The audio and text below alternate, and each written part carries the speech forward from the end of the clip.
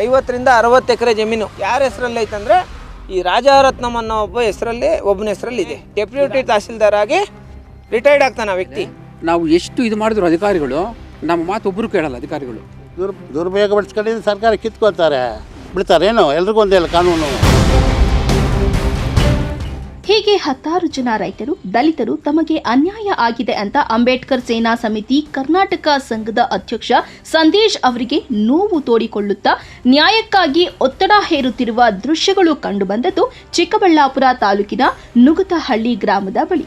ಹೌದು, ನುಗತಹಳ್ಳಿ ಗ್ರಾಮದ survey number 51, 52, 54 ಸೇರಿ ವಿವಿಧ ಸರ್ವೆ ನಂಬರ್ಗಳ 60ಕ್ಕೂ ಹೆಚ್ಚು ಎಕರೆ ಜಮೀನನ್ನ ನಿವೃತ್ತ ಸರ್ಕಾರಿ ನೌಕರ ರಾಜರತ್ನಂ ಎಂಬುವವರು ಅಕ್ರಮವಾಗಿ ತಮ್ಮ ಸುಪರ್ದಿಗೆ ತೆಗೆದುಕೊಂಡಿದ್ದಾರೆ ಎಂದು ಗಂಭೀರ ಆರೋಪ ಕೇಳಿಬಂದಿದೆ. ಸರ್, ಈಗ ಇಡೀ ಚಿಕ್ಕಬಳ್ಳಾಪುರ ಜಿಲ್ಲೆಯಲ್ಲಿ ಅತಿ ದೊಡ್ಡ ಹಗರಣ ಅಂದರೆ ಸರ್ಕಾರಿ ಅಧಿಕಾರಿಗಳೇನಾದರೂ ಅಧಿಕಾರನ ದುರುಪಯೋಗ ಪಡಿಸ್ಕೊಂಡ್ರೆ ಸರ್ಕಾರಕ್ಕೆ ಬರಬೇಕಾಗಿರೋಂಥ ಜಮೀನು, ಬಡವ್ರಿಗೆ ಬರಬೇಕಾಗಿರೋಂಥ ಜಮೀನು, ಗ್ರಾಮಸ್ಥರಿಗೆ ಸೇರಬೇಕಾಗಿರೋಂಥ ಜಮೀನು ಯಾವ ಥರ ಲಪ್ಟಾಯಿಸ್ಬೋದು, ಯಾವ ಥರ ಮೋಸ ಮಾಡ್ಬೋದು ಅನ್ನೋದಕ್ಕೆ ತುಂಬ ಒಳ್ಳೆ ಉದಾಹರಣೆ ಇವತ್ತು ನಾನು ಆಧಾರಗಳ ಸಮೇತ ನಿಮ್ಗೆ ತೋರಿಸ್ತೀನಪ್ಪ. ಏನು ವಿಚಾರ ಅಂದರೆ ಚಿಕ್ಕಬಳ್ಳಾಪುರ ತಾಲೂಕು ನಂದಿ ಹೋಬಳಿ ನುಗಿತಹಳ್ಳಿ ಗ್ರಾಮ ಏನೋ ಇದು. ಇಲ್ಲಿ ಸರ್ವೆ ನಂಬರ್ 141, 143, 144, 153, 152, 151 ಈ ಜಾಗಗಳಲ್ಲಿ ಸುಮಾರು 50ರಿಂದ 60 ಎಕರೆ ಜಮೀನು. ಅದರಲ್ಲಿ ಒಂದು 30 ಎಕರೆ ಜಮೀನು ಸರ್ಕಾರದ ಹೆಸರಲ್ಲೇ ಐತೆ. ಇನ್ನೊಂದು 30-35 ಎಕರೆ ಜಮೀನು ಯಾರ ಹೆಸರಲ್ಲಿ ಐತಂದರೆ ಈ ರಾಜರತ್ನಂ ಅನ್ನೋ ಒಬ್ಬ ಹೆಸರಲ್ಲಿ ಒಬ್ಬನ ಹೆಸರಲ್ಲಿದೆ. ಈ ರಾಜರತ್ನಂ ಅನ್ನೋ ವ್ಯಕ್ತಿಯ ಹಿನ್ನೆಲೆ ಏನಂದರೆ ಸರ್ಕಾರಿ ಅಧಿಕಾರಿಯಾಗಿ ಕೆಲಸ ಮಾಡ್ತಾನೆ, BA ಆಗ್ತಾನೆ, RI ಆಗ್ತಾನೆ, ಡೆಪ್ಯೂಟಿ ತಹಸೀಲ್ದಾರ್ ಆಗಿ ರಿಟೈರ್ಡ್ ಆಗ್ತಾನೆ ಆ ವ್ಯಕ್ತಿ. ಆ ವ್ಯಕ್ತಿ ಏನು ಮಾಡ್ತಾನೆ, ಅವ್ರ ಮನೆಯಲ್ಲಿರೋಂಥ ಪ್ರತಿಯೊಬ್ಬರ ಹೆಸರಲ್ಲಿನೂ ಈ ಸರ್ವೆ ನಂಬರ್ಗಳಲ್ಲಿ ಜಾಗ ಮಂಜೂರು ಮಾಡಿಸೋನೆ. ಇದೇ ಜಾಗದಲ್ಲಿ ನಾವು ಮಾಧ್ಯಮ ಮಿತ್ರರು ಕೂಡ ನಮ್ಮ ಜೊತೆ ಬಂದಿದ್ರಿ. ಅದೇ ಜಾಗದಲ್ಲಿ ಬೇರೆಯವ್ರ ಹೆಸರುಗಳಿಗೆ ಮಂಜೂರು ಮಾಡಿರೋಂಥ ಜಾಗದಲ್ಲಿ ಮನೆ ಕಟ್ಕೊಂಡವನೆ. ಅದ್ರ ಜೊತೆಗೆ ಏನು ಮಾಡಿದ್ದಾನೆ, ಸುಮಾರು ಜನಗಳಿಗೆ ಅವ್ರ ಹೆಸರುಗಳಲ್ಲಿ ಜಮೀನು ಮಂಜೂರಾತಿ ಮಾಡೋ ಥರ ಡೂಪ್ಲಿಕೇಟ್ ಡಾಕ್ಯುಮೆಂಟ್ ಸೃಷ್ಟಿ ಮಾಡಿ ಅವ್ರ ಹೆಸರುಗಳಿಗೆ ಮಂಜೂರು ಮಾಡಿರೋ ಥರ ಮಾಡಿ ಆ ಜಾಗಗಳನ್ನ ಕೂಡ ಇದೇ ವ್ಯಕ್ತಿ ತಗೊಂಡು ಸುಮಾರು 60-65 ಎಕರೆ ಜಮೀನಲ್ಲಿ ಪೊಸಿಷನಲ್ಲಿದ್ದಾನೆ ನೋಡಿ. ಈಗ ನಮ್ಮ ಜೊತೆ ಇವ್ರು ರೈತರಿದ್ದಾರೆ. ಬಾಣ ಇಲ್ಲಿ. ನಿಮ್ಮ ಹೆಸರೇನೀಗ? ಶ್ರೀನಿವಾಸ, ಎಂ ಜಿ ಶ್ರೀನಿವಾಸ್ ಅಂತ. ಇವ್ರ ಹೆಸರಲ್ಲಿ ಪ್ರೆಸೆಂಟ್ ಪಾಣಿ 3 ಎಕರೆ ಐತೆ.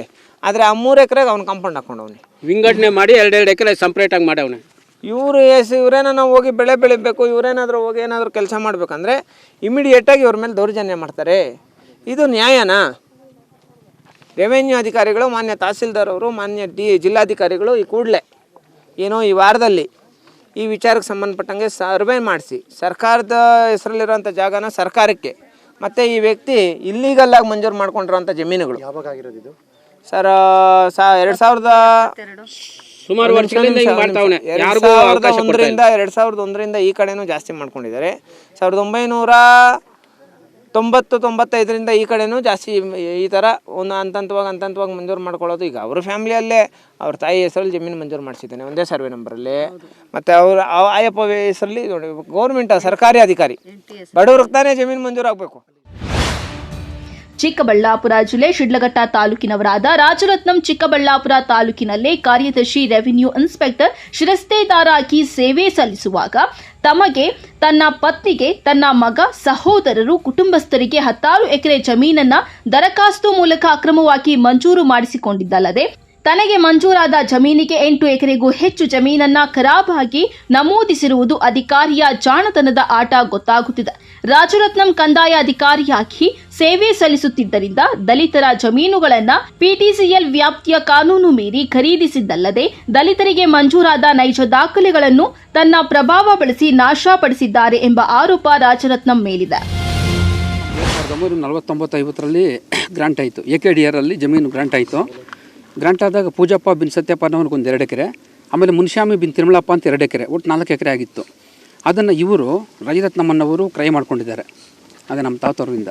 ಮತ್ತು ನಮಗೆ PTCL ಆಯಿತು. ಮತ್ತು 91-92ರಲ್ಲಿ ನಮ್ಗೆ ರೀಗ್ರಾಂಟ್ ಆಯಿತು.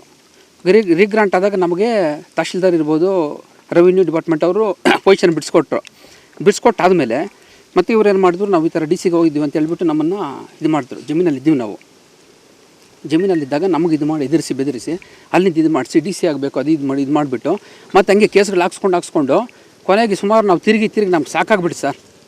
ನಮ್ಮ ತಾತ ಅವ್ರು ತೀರೋಗಿದ್ದರು, ಮತ್ತು ನಮ್ಮ ತಂದೆನೂ ತೀರೋದ್ರು, ಮತ್ತು ಇವರು ನೋಡಿ ಇವರು ನೇತಪ್ಪ ಅಂತ ಹೇಳಿಬಿಟ್ಟು ಇವ್ರ ಅಪ್ಪನೂ ತೀರೋಗ್ಬಿಟ್ರು ಪಾಪ, ಓಡಾಡಿ ಮತ್ತೆ ಇದಾಯಿತು. ಮತ್ತು ಕೋರ್ಟಿಂದ ಮತ್ತೆ ನಮಗೆ ಕೋರ್ಟಿಂದ ಆಯಿತು 2009 ನಮಗೆ ಮತ್ತೆ ಆರ್ಡರ್ ಆಯಿತು. ಆರ್ಡರ್ ಆದಮೇಲೆ ಆಗಿ ಮತ್ತೆ ಪೌತಿವರ್ಸ್ ಖಾತೆ ಆಯಿತು, ಪೌತಿವರ್ಸ್ ಖಾತೆನೂ ಆಯಿತು ನಮಗೆ. ಅದಾದಮೇಲೆ ಏಕಾಏಕಿ ಸರ್ಕಾರ ಅಂತ ಮಾಡಿಬಿಟ್ರು, ನಮ್ಮ ಜಮೀನು ಸರ್ಕಾರ ಅಂತ ಮಾಡಿಬಿಟ್ರು. ನಾವು ಮಾಡಿದ ಮೇಲೆ ನಾವು ಎಷ್ಟು ಇದು ಮಾಡಿದ್ರು ಅಧಿಕಾರಿಗಳು ನಮ್ಮ ಮಾತು ಒಬ್ಬರು ಕೇಳಲ್ಲ, ಅಧಿಕಾರಿಗಳು ಎಲ್ಲ ಇವ್ರದೇ. ಈಗ ಸರ್ಕಾರ ಅಂತ ಯಾಕೆ ಮಾಡಿದ್ರು? ಪೊಸಿಷನಲ್ಲಿ ಇರಲಿಲ್ಲ ಹಂಗಾರೆ ಏಕಾಏಕಿ ಮಾಡಿಬಿಟ್ರು ಸರ್, ನಮಗೆ ತಿಳಿಸೇ ಇಲ್ಲ. ಪಾಣಿ ಇತ್ತು. ಸರ್ಕಾರ ಅಂತ ಯಾವ ವರ್ಷ ಮಾಡಿದ್ರು?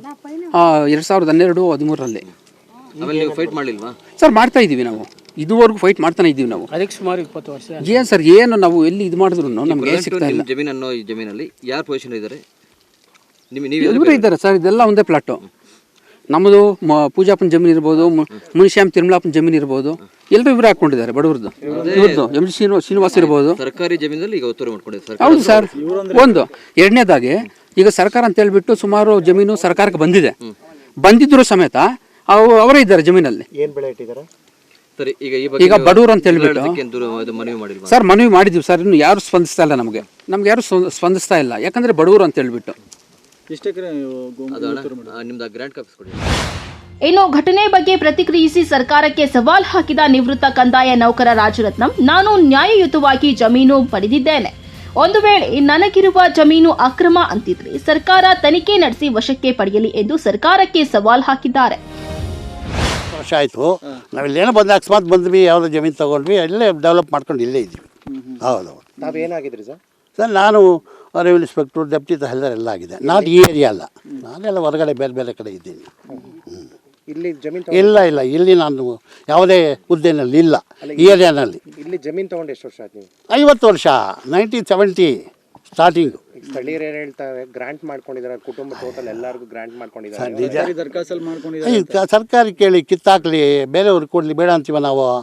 ಸರ್ಕಾರಕ್ಕೆ ಗೊತ್ತಿದೆಯಲ್ಲ, ಸರ್ಕಾರ ದುರುಪಯೋಗ ಪಡಿಸ್ಕೊಂಡಿದ್ದು ಸರ್ಕಾರ ಕಿತ್ಕೊಳ್ತಾರೆ, ಬಿಡ್ತಾರೇನು? ಎಲ್ರಿಗೂ ಒಂದೇ ಅಲ್ಲ ಕಾನೂನು. ಇಲ್ಲಿ ಎಷ್ಟು ಎಕರೆ ಇದೆ ಸರ್ ನಿಮ್ಮಲ್ಲಿ? ಇದೇ ಒಂದು 30 ಎಕರೆ ಇರ್ತದೆ. ಹಾಂ, ಅಲ್ಲ ಸರ್ಕಾರಿ ಅಧಿಕಾರಿಯಾಗಿ ಇಷ್ಟೊಂದು ಎಕರೆ ಸಂಪಾದನೆ ಮಾಡಿದ್ದಪ್ಪ. ನೀ ಅದನ್ನ ಯಾಕೆ ಒತ್ತಿ ಕೇಳ್ತೀಯ? ಹೇಳಿದ್ನಲ್ಲ ನೀವು, ಸರಿ, ಕರೆಕ್ಟ್, ನಾವು ಸಂಪಾದನೆ ಮಾಡಿದ್ದೀವಿ.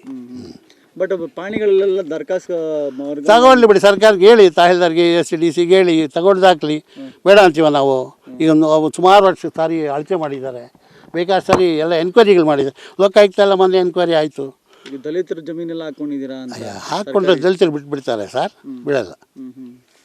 ಊರಲ್ಲೆಲ್ಲ ಎಗೇನಿಸ್ಟ್ ಇಷ್ಟೊಂದು ಕಟ್ಕೊಂಡಿದ್ದೀರಾ ಯಾಕೆ? ಊರಲ್ಲೆಲ್ಲ ತೋರಿಸ್ಲೇನು ಅರ್ಜಿ, ದಾರಿಗೆ ಅಂತ ಮೊನ್ನೆ ಒಂದು ಅರ್ಜಿ ಬರ್ಸ್ಕೊಂಡು, ದಾರಿ ಬೇಕು, ಅಲ್ಲಿ ದಾರಿ ಬಿಡಿಸ್ತೀವಿ, ಊರಲ್ಲೆಲ್ಲ ರುಜುಗಳು ಹಾಕ್ಸ್ಕೊಂಡಿದ್ದೆ. ಅದ್ರ ಮೇಲೆ ಎಲ್ಲ ನನ್ನ ಮೇಲೆ ಬರ್ದಿದ್ದಾರೆ. ನಾನು ಏನು ಮಾಡಲಿ ಅದಕ್ಕೆ? ಅದು ಸತ್ಯತೆ ಸರ್ಕಾರ ತನಿಖೆ ಮಾಡಲಿ. ನಾನು ಹೇಳೋದು ದರ್ಖಾಸ್ ಕಮಿಟಿಯಲ್ಲಿ ನಿಮ್ಮೊಂದು 1.5 ಎಕರೆ, ನಿಮ್ಮ ಮಿಸಸ್ಗೆ 1.5 ಎಕರೆ, ಮಗನಿಗೆ 1.5 ಎಕರೆ ಆ ಥರ ಗ್ರಾಂಟ್ ಆಗಿದೆಯಲ್ಲ, ಇಲ್ಲ ನೋಡಿ, ನೀವು ದಾಖಲೆ ನೋಡಿಲ್ಲ, ನೀವು ನೋಡಿಲ್ಲ. ಸುಳ್ಳು. ನಮ್ಮ ಹೆಸರಿಗೆ, ನನ್ನ ಮಗಳಿಗೆ, ಮುಂಜಾನೆಗೆ ಅವೆಲ್ಲ ಸುಳ್ಳು. ಅವ್ರು ನಿಮಗೆ ತಪ್ಪು ಮಾಹಿತಿ ನೀಡಿರ್ತಾರೆ ಅಷ್ಟೇ. ಅದು ಬಿಟ್ಟು ಸರ್ಕಾರಿ ಜಾಗನೂ 30 ಎಕರೆ ನೀವು ಸರ್ಕಾರ ತಗೊಳ್ಳಿ ಸರ್, ಬಿಡ್ತಾರೆ ಸರ್. ಸರ್ಕಾರ 30 ಎಕರೆ ಮಾಡ್ಕೊಂಡ್ರೆ ಅಲ್ಲಿ 1.5 ಎಕರೆಗೆ ಗಲಾಟೆ ಮಾಡ್ತಿದ್ದಾರೆ. ದುರ್ಬಳಕೆ, ನೀವು ಅಧಿಕಾರದಲ್ಲಿದ್ದಾಗ ದುರ್ಬಳಕೆ ಮಾಡ್ಕೊಂಡಿದ್ದೀರಾ ಅಂತ. ಅಯ್ಯೋ, ಸರ್ಕಾರ ವಾಪಸ್ ತಗೊಳ್ಳಿ ಬಿಡಿ. ನಂದೇನು, ನಾನು ಮಾಡ್ಕೊಂಡಿದ್ರೆ ತನಿಖೆ ಮಾಡ್ಕೊಳ್ಳಿ, ಅದ್ರ ಬಗ್ಗೆ ನಾನು ಎರಡನೇ ಮಾತಿಲ್ಲ. ನಾವು ಇದು ಮಾಡಿದ್ದೀವಿ ಅಂದರೆ ಈಗ ಎಷ್ಟು ಸಾರಿ ಮಾಡಿದ್ರು ತನಿಖೆ. ರಿಟೈರ್ಡ್ ಯಾವಾಗ ಸರ್ ಆಗಿದ್ದು ನೀವು? 2002. ಒಟ್ನಲ್ಲಿ ಅಧಿಕಾರದಲ್ಲಿ ಇದ್ದು ಬಡವರ, ದೀನದಲಿತರ ಸೇರಿ ಸಮಾಜ ಸೇವೆ ಮಾಡಬೇಕಾದ ವ್ಯಕ್ತಿಯೇ ತನಗೆ ಬೇಕಾದಂತೆ ಕೆಲಸ ಮಾಡಿಕೊಂಡು ಬೇಲಿಯೇ ಎದ್ದು ಹೊಲ ಮೇಯ್ದ ಕಥೆಯ ಪಾತ್ರಧಾರಿಯಂತೆ ವರ್ತಿಸಿರುವುದು ಎಷ್ಟರ ಮಟ್ಟಿಗೆ ಸರಿ ಅನ್ನೋದು ನಾಗರಿಕರ ಪ್ರಶ್ನೆಯಾಗಿದೆ. ಇನ್ನು ಕಂದಾಯ ಇಲಾಖೆಗೆ ಸವಾಲ್ ಹಾಕಿರುವ ರಾಜರತ್ನಂ ಅವರ ಕಾರ್ಯವೈಖರಿಗೆ ಚಿಕ್ಕಬಳ್ಳಾಪುರ ಜಿಲ್ಲಾಡಳಿತ ಉತ್ತರ ನೀಡಬೇಕಾಗಿದೆ. ಕ್ಯಾಮರಾ ಪರ್ಸನ್ ಪ್ರವೀಣ್ ಜೊತೆ ಕಳವಾರ ಅರುಣ್, MMTV ನ್ಯೂಸ್, ಚಿಕ್ಕಬಳ್ಳಾಪುರ.